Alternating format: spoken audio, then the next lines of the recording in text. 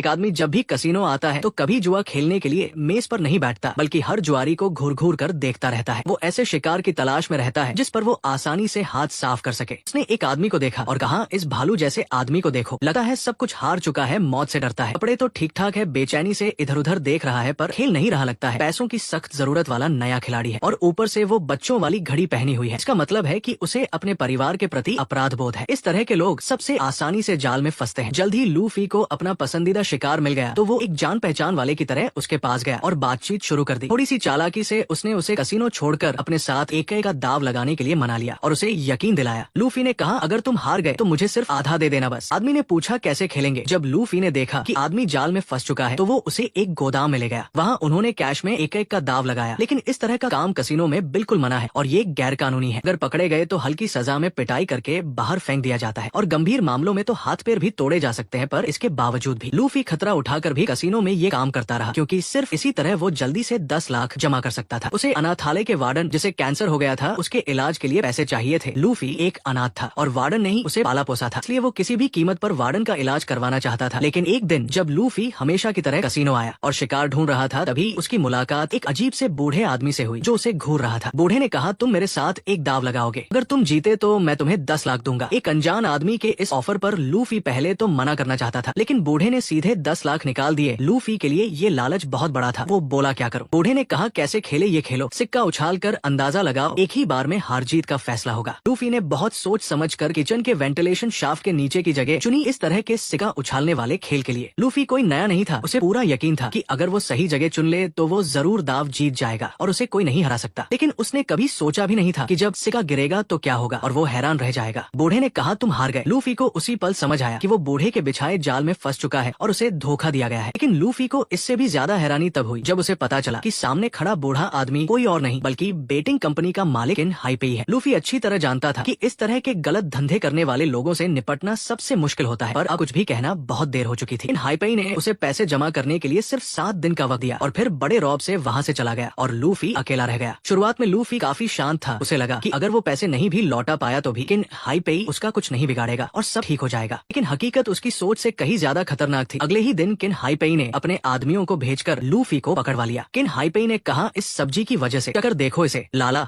Chef की बुरी हालत देखकर लूफी का दिल घबराने लगा, लेकिन वो संभल भी नहीं पाया था कि किन हाईपेई के अगले कदम ने उसे पूरी तरह से डरा दिया और वो कांपने लगा। किन हाईपेई बोला, आज मैं पहले तुम्हारा हिसाब करूंगा। लिवर के 1,60,000, दिल के 9,50,000, फेफड़े 1,20,000, घूम जाओ, शुक्रिया।